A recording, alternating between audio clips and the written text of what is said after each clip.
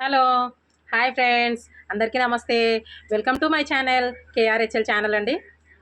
మన అందరికీ ఒక శుభవార్త. అదేంటంటే మన సర్కార్ అయితే ఒక మంచి నిర్ణయం తీసుకుంది. అదేంటంటే డబుల్ బెడ్రూమ్స్ ఉన్నాయి కదా అండి, మనం అందరం అయితే అప్లై చేసినాం. కొంతమందికి వచ్చినాయి, చాలా మందికి అయితే ఆగిపోయినాయి. అవి అట్లా హోల్లో పెట్టేసారు. అవి అయితే మన ఈ ఉగాది అయిపోయినాకనో, ఉగాదికి ముందో, ఉగాది తర్వాతనో అయితే ఇవ్వాలని నిర్ణయించుకోరంట.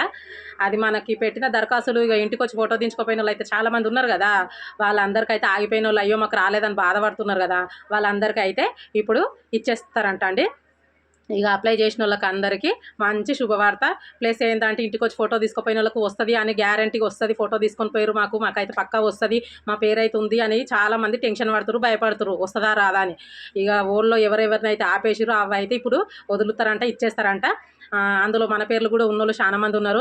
వస్తే అయితే మనంత అదృష్టవంతులు అయితే ఎవరు లేరు. ఎందుకంటే బయట కిరాయిలు చూస్తున్నారు కదా, కిరాయిలు కట్టలేకపోతున్నాం. పిల్లల్ని ఇద్దరు డ్యూటీ చేస్తే కానీ ఇల్లు గడవది. పిల్లల్ని మంచిగా చదివిపియాలి, ఇల్లు కిరాయిలు కట్టాలి, తిండి అంటే మనతోటి అయితలేదు మనకి మిడిల్ క్లాస్ వాళ్ళకి. అందుకే మా ఇల్లు రావాలి, గవర్నమెంట్ ఇల్లు రావాలి, మనకు డబుల్ బెడ్రూమ్ రావాలనేసి అందరం దేవుళ్ళకి అయితే మంచిగా దండం పెట్టుకుంటారు. ఆ దేవుడు ఇప్పుడు కరుణించినట్టున్నాడు, వస్తే బాగుండు.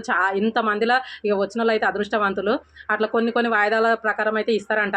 అందులో మనమందరం కూడా ఉంటే బాగుండని నా కోరిక. రావాలి, ఇస్తారంట. ఇస్తే మనకు చాలా సంతోషం.